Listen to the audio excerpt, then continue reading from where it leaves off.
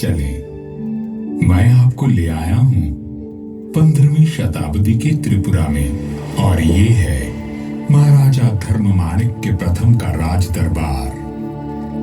महाराज ने आज एक खास वजह से अपने चेनतई दुर्लभेंद्र को बुलवाया है।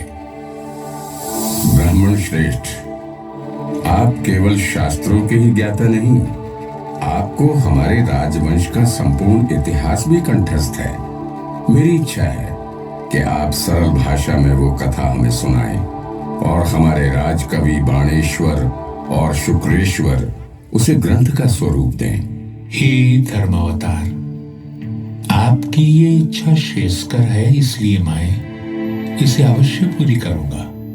त्रिपुरा पर शासन करने वाले चंद्रवंश का इतिहास इतना ओजस्वी है कि उसे बार बार कहा और सुना जाना चाहिए। प्राचीन काल में चंद्रवंशी सम्राट ययाति के 5 पुत्र हुए, पुरु, यदु, तरवसु, अनु और द्रोयु। सभी ने अलग अलग दिशा में जाकर अपने राजवंशों की स्थापना की। द्रोयु दक्षिण पूर्व दिशा की ओर गए और कपिल मुनि के आशीर्वाद से सागर द्वीप में अपना राज्य स्थापित किया। कपिल मुनि ने आशीर्वाद देते हुए कहा था, त्रिवेग नागरिम शुभम। महाराज द्रोयु के 27वें वंशज पूर्व दिशा की ओर गए, जहां उन्होंने किरातों को परास्त किया। वहीं ब्रह्मपुत्र और कपिला नदी के संगम पर एक नया नगर बसाया गया, जिसका नाम त्रिवेग था। त्रिपुरा केवल एक शब्द नहीं, कृपा है शिव और शक्ति की। पीठमाला तंत्र में स्वयं महादेव ने ये घोषणा की है कि धरती पर जहां भी माता सती के अंग गिरे, वहीं शक्तिपीठ की स्थापना हुई। उसी ग्रंथ में संकलित एक श्लोक में कहा गया है, त्रिपुरा में देवी का दाहिना पैर गिरा। पूजनीय देवी को त्रिपुरा सुंदरी कहा जाता है और यहाँ स्थापित शिव का नाम त्रिपुरेश भैरव हुआ। और इस तरह शुरुआत हुई एक कीर्तिवान राजवंश की, जिसने करीब 3000 साल तक आर्यवर्त के इस महान भाग पर शासन किया। महाभारत, पुराण और अनगिनत शास्त्रों में त्रिपुरा का उल्लेख मिल जाता है। इसके अलावा कई प्राचीन पुरालेखों के साथ साथ साहित्यिक ग्रंथों में भी त्रिपुरा का वर्णन किया गया है। मुगल इतिहासकार अबुल फजल आईने अकबरी में लिखते हैं, भाटी प्रांत के पास एक आजाद राज्य है, इसे त्रिपुरा कहते हैं। इसके राजा का नाम विजय माणिक्य है। इस राजा के पास 2 लाख पैदल सेना और 1000 हाथी हैं। त्रिपुरा के इतिहास से तो आप परिचित हो गए, अब इस कथा के सूत्रधार से भी मिल लीजिए। शुभ्र कांति, उज्जवल मुख, उन्नत गुंबद, राजसी छप, सारा विश्व मुझे सम्मान से उज्जयंत महल कहकर पुकारता है। मेरा नामकरण किसने किया, यह रहस्य इतिहास में कहीं खो गया है, परंतु मेरी नींव में मिले ताम्र पत्र पर लिखे संस्कृत श्लोक में मेरा नाम मिल जाता है। 1857 के भूकंप में अगरतला का राजमहल भी बुरी तरह से क्षतिग्रस्त हुआ। तब महाराजा राधा किशोर माणिक्य ने 1901 में मेरा निर्माण करवाया।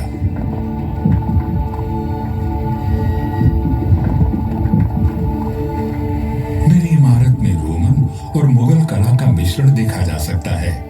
अपने 2 तालाबों और दोनों तरफ बने खूबसूरत फूलों के बागों के साथ मैं आगंतुकों का स्वागत करता हूँ।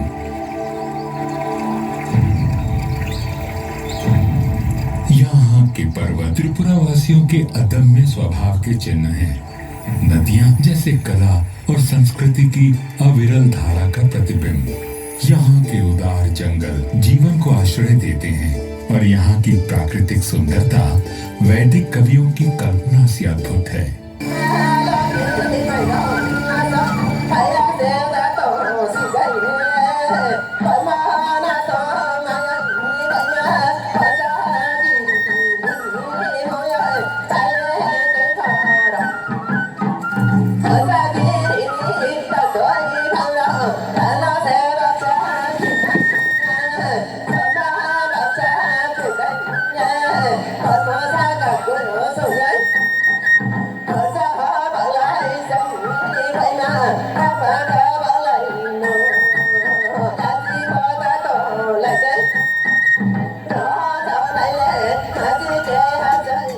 त्रिपुरा राज्य के शाही प्रतीक पर उकेरा गया संस्कृत वाक्यांश यहाँ के वीरों का उद्घोष भी है और प्रेरणा भी।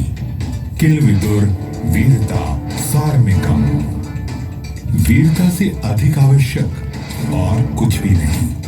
ऐसे महान आदर्श वाले वीरों की भूमि पर शिव और शक्ति परोक्ष रूप में बसते हैं, तो धर्म यहाँ के नरेशों के रूप में प्रत्यक्ष अवतार लेता रहा।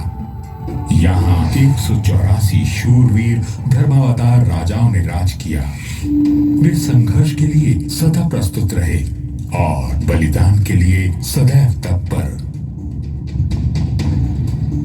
त्रिपुरा के प्रथम नरेश से लेकर अंतिम शासक ने अपना सर्वस्व देकर इस परंपरा का निर्वाह किया।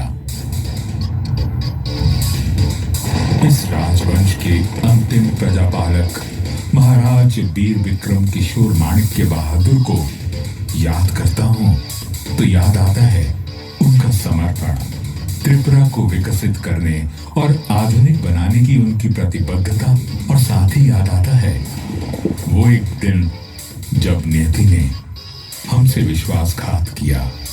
मई 1947। भारत की स्वतंत्रता अब केवल 3 महीने की दूरी पर थी। भारी अनिश्चितता का समय था। देश की तरह ही राज्य में भी विघटनकारी शक्तियां सर उठा रही थीं, परंतु महाराज का आश्रय था, सो जनता निश्चित थी। अपने कर्तव्य के प्रति सजग महाराज वीर विक्रम हर गतिविधि पर नजर रखे थे, पर इस बीच रोग ने उन्हें आ घेरा। देखते ही देखते उनकी तबीयत बिगड़ने लगी। अफरा तफरी में कोलकाता के प्रसिद्ध डॉक्टर को बुलवाया गया। महाराज की सांसें उखड़ने लगी थीं।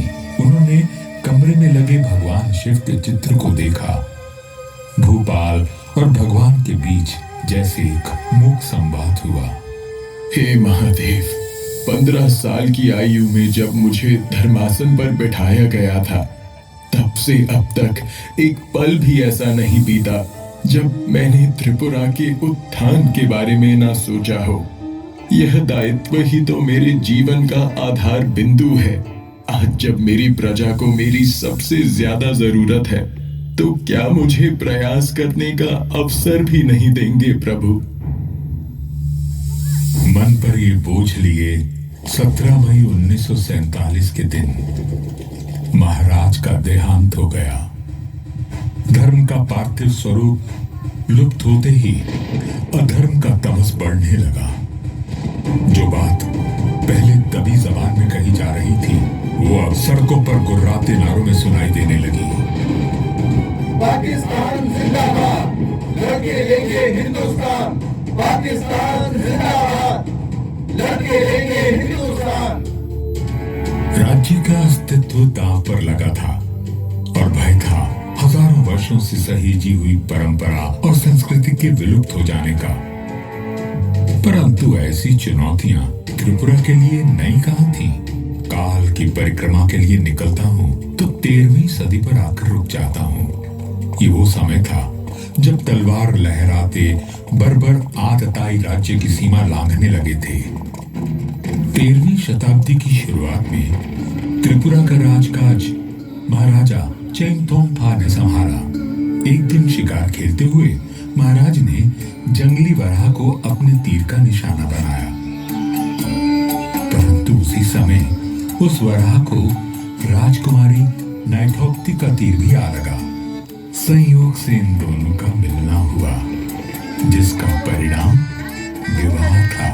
किंतु ये बात कोई नहीं जानता था कि इस संयोग का बड़ा प्रभाव त्रिपुरा के भविष्य पर पड़ने वाला था। बंगाल और त्रिपुरा की सीमा पर मेघना नदी बहा करती थी। जब बंगाल पर मुस्लिम शासकों का कब्जा हुआ तो त्रिपुरा भी सुरक्षित न रहा। बंगाल की ओर से लूटपाट करने हिरावंत खान अक्सर त्रिपुरा में घुसपैठ करने लगा। महाराज चेंगथोंगफा ने लुटेरे को खदेड़ भगाया परंतु हिरावंत खान फिर लौटा और इस बार उसके साथ गौर की विशाल तुर्की सेना भी थी। महाराज असमंजस में पड़ गए। महाराज, आप यहाँ एकांत में? बाहर सभी सेनाध्यक्ष आपकी राह देख रहे हैं। सेना अध्यक्षों से मिलकर कहूंगा क्या महारानी? हिरावंत खान की सेना से टक्कर लेना आत्मघात है। समर्पण से तो मृत्यु उत्तम है। आप समझ नहीं रही हैं महारानी। सुबह से मेरी आंख फड़क रही है। ये शुभ संकेत नहीं है। धर्मावतार, जब शत्रु द्वार तक आ पहुंचे तो वीर पुरुष की भुजाएं फड़कती हैं। यदि आपको अनिश्चय ने स्तब्ध कर दिया है तो हिरावंत खान का मुकाबला मैं करूंगी। और महारानी ने ऐसा ही किया। विकराल गज पर सवार महारानी मैथोक्ति क्रुद्ध माता त्रिपुरा सुंदरी का रूप लग रही थी। उनका हाथी ऐसे गरजता था मानो इंद्र के ऐरावत को चुनौती दे रहा हो। महारानी की चीत्कार ने त्रिपुरा की सेना को और अधिक प्रोत्साहित किया और अपने पराक्रम से त्रिपुरा के वीरों ने अपने राज्य की रक्षा की। 1240 में हुए इस युद्ध में त्रिपुरा की जीत हुई और महारानी त्रिपुरा सुंदरी के नाम से प्रख्यात हुई। परंतु यह समर आने वाले विकट समय की चेतावनी बनकर आया था। 15वीं सदी के अंत में महाराज धन्य माणिक्य का उदय हुआ, जो उतना ही नाटकीय था जितना चंद्रगुप्त मौर्य द्वारा राज्य प्राप्त करना। षड्यंत्रकारी सभासदों और सेनापतियों का वध कर उन्होंने अपना अधिकार पाया। महाराज धन्य माणिक्य का सामना बार बार बंगाल के सुल्तान हुसैन शाह से हुआ। अपनी सामरिक सूझबूझ और छापामार युद्ध पद्धति के चलते वे हमेशा हुसैन शाह पर भारी पड़े और उन्होंने बंगाल का काफी हिस्सा भी अपने अधीन कर लिया। एक युद्ध में तो इनके सैनिक हुसैन शाह की एक तोप को ही उठाकर अपने साथ त्रिपुरा ले आए। महाराज धन्य माणिक्य ने कई युद्ध अभियान चलाए। एक और कुकियों के किले पर अद्भुत तरीके से चढ़ाई कर उन्हें हराया और बर्मा तक अपने राज्य को फैला दिया, तो दूसरी तरफ आरकान को जीतने के लिए सतत प्रयास किया। महाराज के विश्वास पात्र सेनापति राय कचार और उनके छोटे भाई राय कौसुम उनके अभेद कवच और प्रमुख शस्त्र थे। दोनों ही प्रखर वीरों ने कई युद्धों को जीतने में अहम भूमिका निभाई।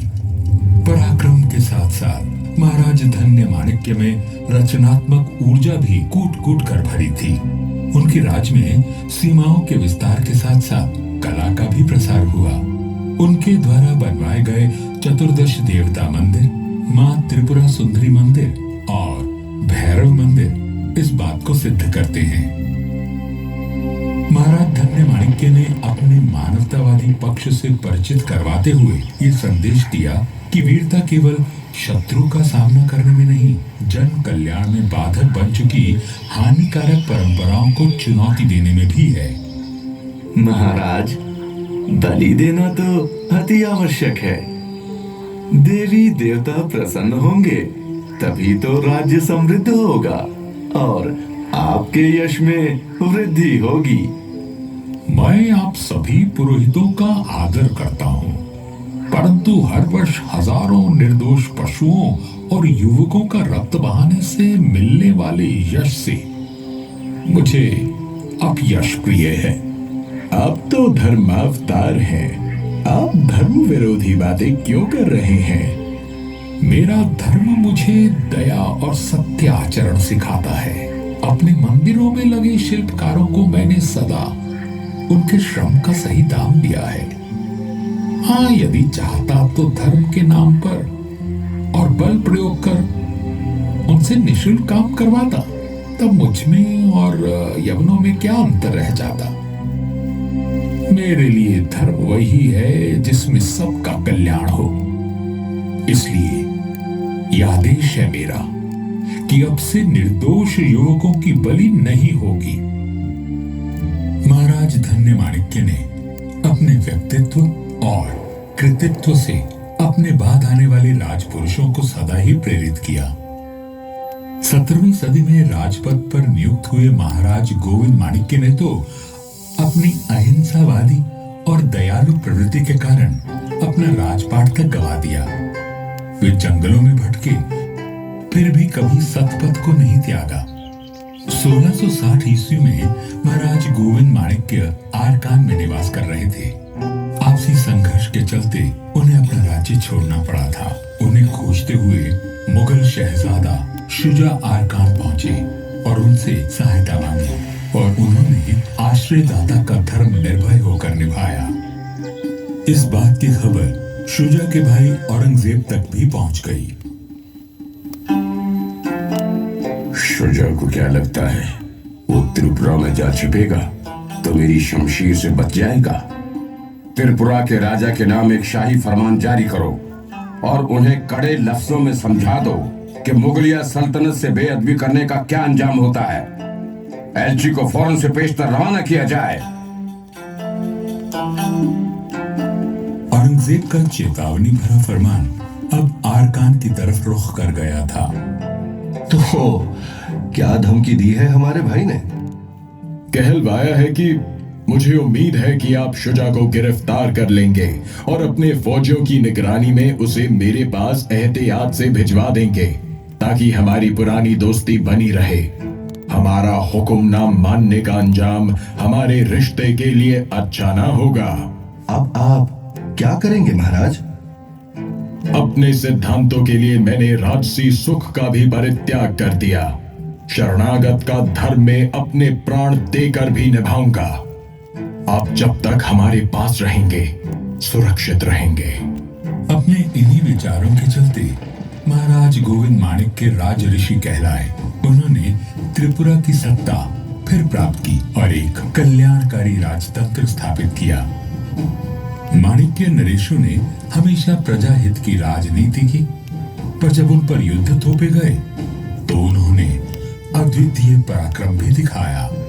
महाराज देव माणिक्य, विजय माणिक्य, अमर माणिक्य, राजधर माणिक्य, यशोधर माणिक्य और कल्याण माणिक्य जैसे बलिदानपति राजाओं ने बड़ी से बड़ी विपत्ति में भी अपनी जनता को आश्रयहीन नहीं किया।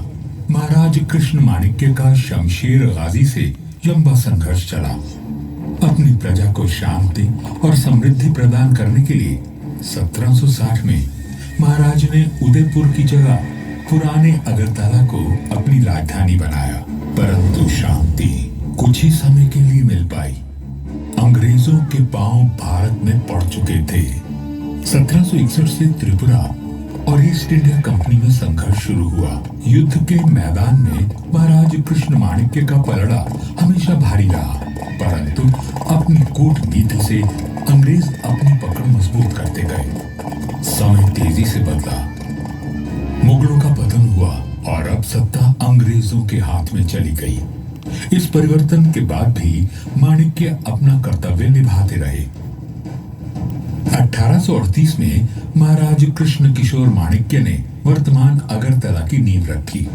फिर आगमन हुआ उस राजपुरुष का जो त्रिपुरा में आधुनिकता की लहर लाने वाला भगीरथ बना। 1862 में महाराजा बीरचंद्र माणिक्य ने सत्ता संभाली। अब निरर्थक युद्ध बंद हो चुके थे और प्रगतिशील विचारों से त्रिपुरा की रूपरेखा बदलने लगी थी। अपने सतपथगामी पूर्वजों की तरह ही महाराजा बीरचंद्र माणिक्य ने सामाजिक कुरीतियों पर घात किया। सती प्रथा बंद हुई, दास प्रथा से त्रिपुरा को मुक्ति मिली। जहाँ एक ओर सामाजिक सुधार हो रहे थे, वहीं नई व्यवस्थाओं का गठन भी हो रहा था।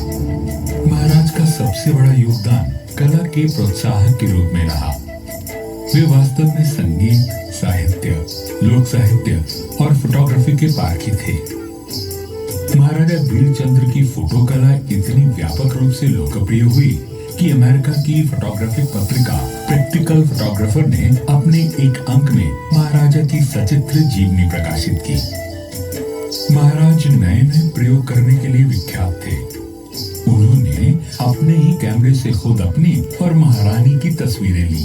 ये इतिहास की पहली सेल्फी थी। विविध कलाओं को संरक्षण देने के साथ साथ वे स्वयं एक प्रवीण संगीतज्ञ और कवि थे। महाराजा पेंटिंग में भी माहिर थे। उन्होंने अपने पूर्वज राजाओं के चित्र बनाने के लिए एक फ्रांसीसी कलाकार को नियुक्त किया। उनकी कल्पना और प्रतिभा की कोई सीमा नहीं थी। 1857 के गदर के बाद जब अवध का पतन हुआ, तब महाराज ही थे जिन्होंने आश्रयहीन कलाकारों को अपने दरबार में स्थान दिया। उनके दरबार के नवरत्नों में देश भर से आए कलाविद शामिल थे और जल्द ही वे भारत के महानतम कवि के संपर्क में भी आए। अपनी जीवन संगनी महारानी भानुमती देवी की अकस्मात मृत्यु से संतापित महाराज को शोक सागर से उबारा एक युवा कवि द्वारा रचित कविता भग्नो हृदय ने उस प्रतिभावान परंतु अनजान कवि का नाम था रविंद्रनाथ टैगोर। इस घटना के बाद से त्रिपुरा के राज परिवार और टैगोर में एक अटूट संबंध बन गया। टैगोर ने महाराज की सहायता से त्रिपुरा के इतिहास का अध्ययन किया और उसे अपनी अमर कृतियों राजऋषि, विसर्जन और मुकुट में स्थान दिया। महाराजा वीरचंद्र माणिक्य के बाद महाराजा राधा किशोर माणिक्य से भी टैगोर के घनिष्ठ संबंध रहे। त्रिपुरा के राज परिवार ने भी शांति निकेतन और अन्य सुधार कार्यों में टैगोर को आर्थिक और नैतिक समर्थन देकर अपनी मित्रता निभाई। ब्रिटिश राज त्रिपुरा के लिए शांति का काल रहा, परंतु जब जब पराक्रम दिखाने का अवसर आया, त्रिपुरा के रणबांकुरों ने अपनी वीरता से विजयश्री और प्रशंसा बटोरी। द्वितीय विश्व युद्ध के समय जब जापानी फौज भारत की ओर अग्रसर थी, तब त्रिपुरा ने बर्मा में हो रहे युद्ध के लिए अपनी सेना भेजी और भारत पर जापानी आक्रमण को रोकने में एक महत्वपूर्ण सैन्य भूमिका निभाई। महाराजा वीर विक्रम द्वारा तैयार की गई फर्स्ट त्रिपुरा राइफल्स ने जापानी अतिक्रमण को कुचल कर रख दिया। अंग्रेज अफसरों से सम्मान और प्रशंसा पाकर त्रिपुरा के वीरों ने मातृभूमि को गौरव प्रदान किया। उच्च आदर्शों और महान नरेशों वाला माणिक्य राजवंश कभी भी अपने राजधर्म से विमुख नहीं हुआ, परंतु हर उज्जवल सूर्य अपनी यात्रा पूरी कर अस्त हो ही जाता है। भारत की आजादी से 3 महीने पहले महाराज वीर विक्रम किशोर माणिक्य बहादुर का निधन त्रिपुरा के लिए प्रलय के समान था। उनके बाद उनके 14 वर्षीय पुत्र महाराजा किरीट विक्रमा किशोर माणिक्य को त्रिपुरा का राजा घोषित किया गया और शासन की बागडोर उनकी माता महारानी कंचन प्रभा महादेवी ने संभाली। परंतु महाराज वीर विक्रम की मृत्यु के बाद एक दिन ऐसा नहीं बीता जब राज्य में दंगा फसाद ना हुआ हो।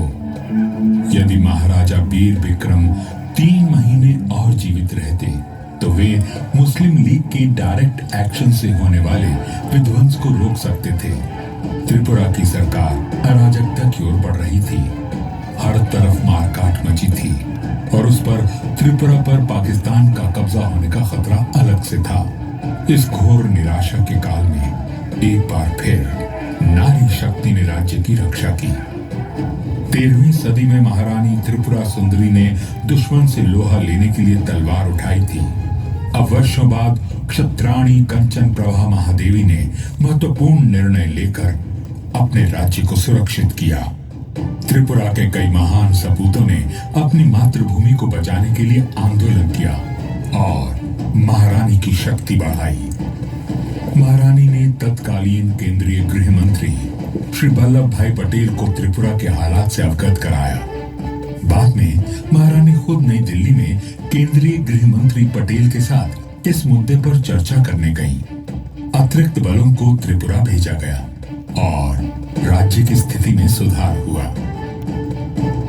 9 सितंबर 1949 को त्रिपुरा विलय समझौते पर महारानी ने हस्ताक्षर किए, जिसके परिणाम स्वरूप त्रिपुरा भारत का पार्ट सी राज्य बन गया। माणिक्य राजवंश का गौरवशाली राज्य काल पूर्ण हुआ और त्रिपुरा एक उज्जवल भविष्य की ओर बढ़ चला। आज त्रिपुरा भारत का बेशक तीसरा सबसे छोटा राज्य है, परंतु इसकी परिधि में हजारों वर्षों का प्रेरणादायक इतिहास है, उत्कृष्ट कला है, विस्तृत ज्ञान है और संजोई हुई धरोहर है भारत की संस्कृति की। त्रिपुरा का श्रेष्ठ संसाधन उसके नागरिक हैं, जिन्हें विरासत में वो गुण मिले हैं जो इस राज्य को निरंतर चरमोत्कर्ष की ओर ले जा रहे हैं। यहाँ बच्चों को बुनियादी शिक्षा मुफ्त दी जाती है और साक्षरता में त्रिपुरा देश के कई राज्यों से काफी आगे है। जहाँ एक और इस प्रदेश में प्राकृतिक संसाधनों का अमूल्य भंडार है, वहीं यहाँ के मंदिर, महल और प्राकृतिक सौंदर्य हर वर्ष अनगिनत पर्यटकों को अपनी ओर आकर्षित करते हैं। त्रिपुरा नाम की गागर में संभावनाओं का असीम सागर है। किल विदुर वीरता सार में कम का आदर्श अपने दिल में लिए कर्मठ त्रिपुरावासी अपने राज्य को देश का गौरव बनाने के लिए सतत प्रयासरत हैं। सबकी मंशा बस यही है, ओजस्वी त्रिपुरा, तेजस्वी त्रिपुरा, उज्जंत त्रिपुरा।